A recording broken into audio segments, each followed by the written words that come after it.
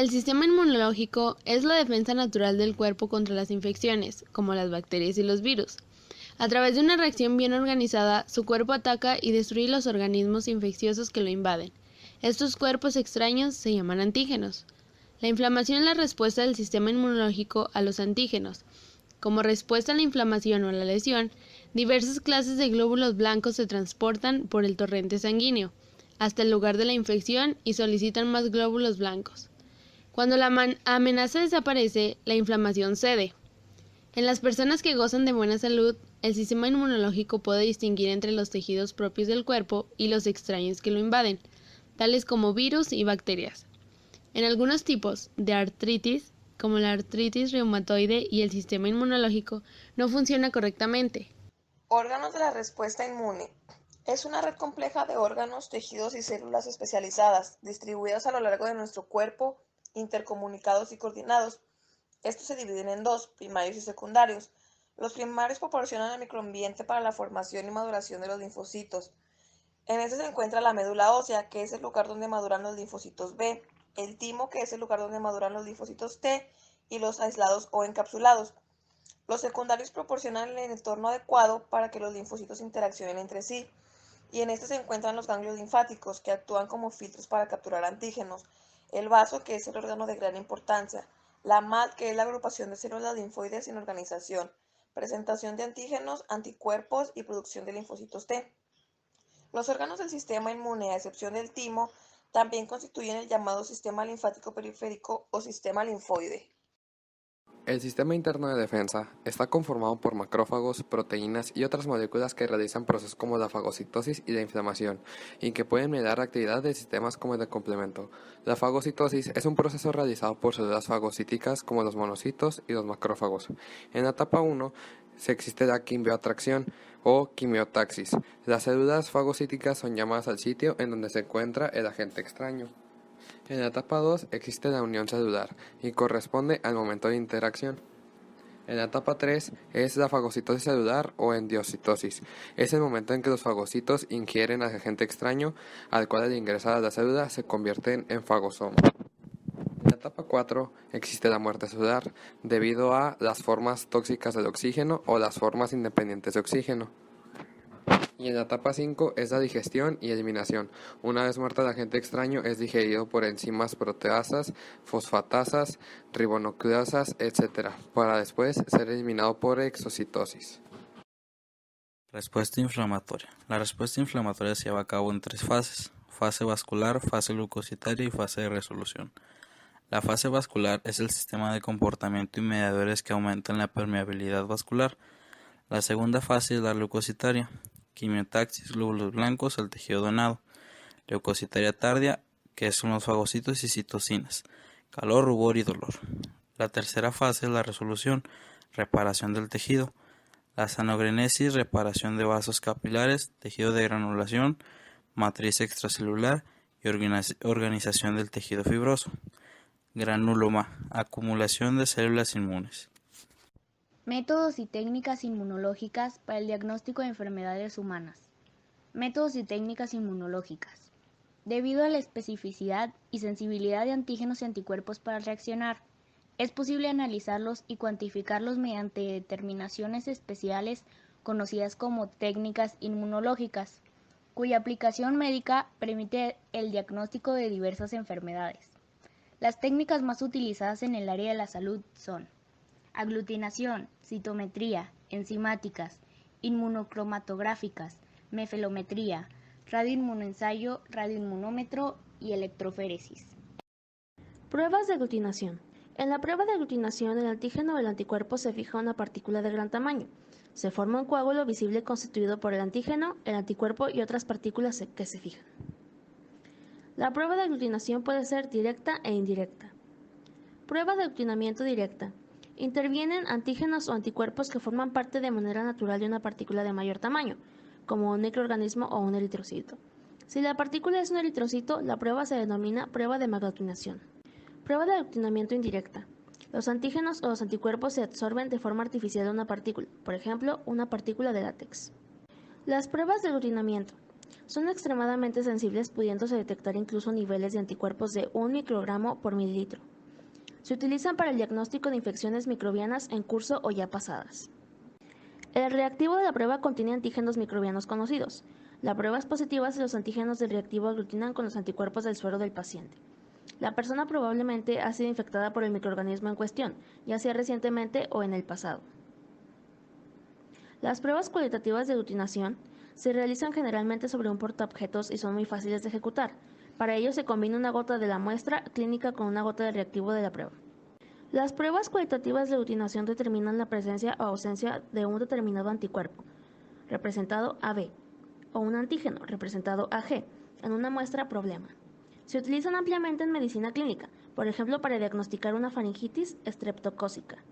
Las pruebas cuantitativas de aglutinación consisten en realizar diluciones seriadas de una muestra clínica dada hasta que no se produzca la reacción de aglutinación con el reactivo de la prueba. Las pruebas de aglutinación directas e indirectas se utilizan para detectar los anticuerpos que se producen como respuesta a una infección microbiana.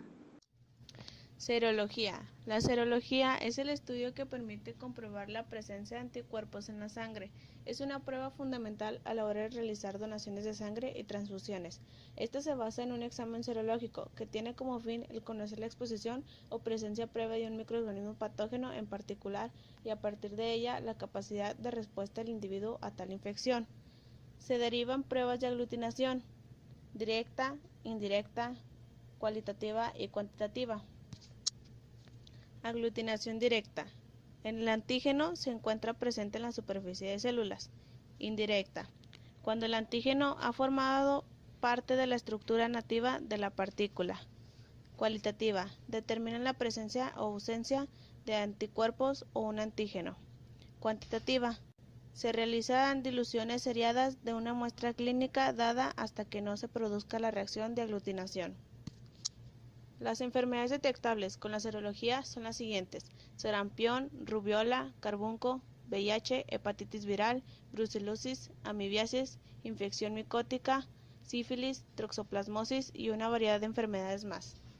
La citometría de flujo es un procedimiento altamente eficiente para caracterizar poblaciones celulares que se encuentran en suspensión. Se utilizaba principalmente para identificar el fenotipo celular, pero hoy en día son muchos parámetros estructurales y funcionales que se pueden medir. Las ventajas que presenta es la posibilidad de analizar un número muy elevado de células en pocos segundos y la capacidad de cuantificar la intensidad de fluorescencia. La principal desventaja radica en el alto coste de adquisición y mantenimiento de citometría de flujo. Pruebas enzimáticas inmunológicas, también llamadas enzimoinmunoanálisis, son aquellas que se realizan entre un antígeno y un anticuerpo, formando un complejo con el cual puede medirse una reacción polirimétrica, ya que es catalizada por una enzima que es acoplada al antígeno o anticuerpo. La prueba de inmunoabsorción ligada a enzimas, ELISA, es el método inmunoenzimático más utilizado para determinar la presencia antígeno, anticuerpo, etc. Las ventajas de estas es que el equipo y reactivos son de bajo costo. Es una prueba de especificidad, sensibilidad y procesamiento de un gran número de células en poco tiempo. Técnica inmunocromatográficas.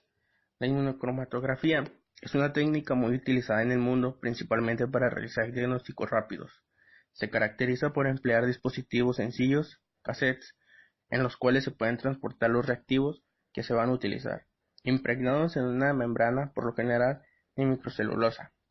Los cassettes poseen un área de almohadilla absorbente para colocar la muestra biológica, la cual subirá por capilaridad hasta el punto donde se encuentran los reactivos, la almohadilla de conjugados. La reacción antígeno-anticuerpo que se produce en la membrana de nitrocelulosa es de fácil detección, ya que no requiere de equipo para medirla o detectarla, puesto que se revela con un color fácilmente visible en la línea de test. Además, se puede comparar el resultado con un control que también se revela en una línea que se encuentra en la misma membrana.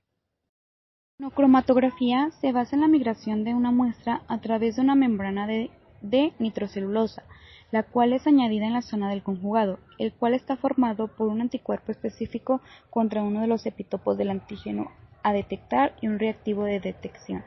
Si la muestra contiene el antígeno a problema, Este se unirá al conjugado formando un complejo inmune y migrará a través de la membrana de nitrocelulosa. La zona de captura está formada por un segundo anticuerpo específico contra otro epitopo del antígeno.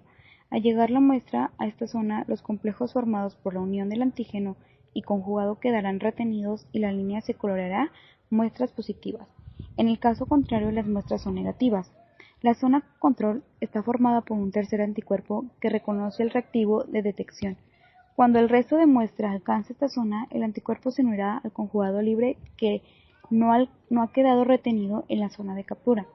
Esta línea es un control de que el ensayo ha funcionado bien, porque se colorea siempre con muestras positivas y negativas. Trastorno del sistema inmune. El sano funcionamiento del sistema inmune contribuye a la resistencia de los organismos ante agentes infecciosos y no infecciosos, confiriendo la capacidad de reconocer lo propio del ajeno, generando anticuerpos, así como memoria inmunológica que interactúa con antígenos de segundo contacto, inhibiendo su efecto y eliminándolos. No obstante, y a pesar del sistema inmunológico, es la defensa de los organismos. Tienen ciertas irregularidades, tanto celulares como moleculares, que lo vuelvan en contra del organismo que debería defender. Sistema HLA. El antígeno leucocitario humano es el conjunto de antígenos presentes en la membrana de leucocitos y células nucleares de los seres humanos. Se encarga de reconocer lo propio del ajeno, regular la respuesta inmune ante trasplantes o injertos. Tales antígenos son codificados por los genes del complejo mayor de histocompatibilidad. Puede decirse que el sistema HLA permite determinar la compatibilidad genética entre individuos. El sistema HLA también se relaciona con enfermedades del tipo autoinmune. Entre los trastornos inmunológicos más frecuentes se encuentran la artritis reumatoide, esclerosis múltiple y diabetes mellitus. Los antígenos leucocitarios con mayor incidencia de provocar enfermedades autoinmunes son HLA1, HLA-B8, HLA-BR4, HLA-DR17, HLA-ITQ8 y HLA-DQ2. Enfermedades autoinmunes. Una de las principales funciones del sistema inmune es el reconocimiento de lo propio y ajeno de un organismo. Sin embargo, cuando esta función falla, el sistema ataca a los órganos y tejidos que debería defender provocándoles daño. Esto se conoce como enfermedades autoinmunes y se presentan cuando falla la tolerancia del sistema inmunológico a los antígenos celulares propios. De acuerdo con la especificidad del órgano que afectan, se pueden clasificar en las específicas de órganos y tejidos y las no específicas. Específicas de órganos y tejidos: enfermedad de Graves, diabetes tipo 1, pénfigo, anemia hemolítica autoinmune, entre otras. No específicas: lupus eritematoso, esclerosis, entre otras. Un trasplante consiste en trasladar un órgano, tejido o un conjunto de células de una persona a otra, o bien de una parte del cuerpo a otra en un mismo paciente. Existen muchas razones por las cuales un paciente deba someterse a un trasplante. Sin embargo, una de las razones más comunes es tratar de reemplazar algún órgano o tejido enfermo o lesionado y sustituirlo por uno sano. El donador del órgano no necesariamente debe ser una persona con vida. Si una persona donadora sufre muerte cerebral, sus órganos pueden ser conservados por medio de diversos métodos con la intención de que su funcionamiento no se vea afectado y sea de utilidad para otro paciente que lo requiera. La lista de órganos y tejidos trasplantes incluye pulmón, corazón, riñón, hígado, páncreas, intestino, estómago, piel, córnea, médula ósea, sangre, entre otros.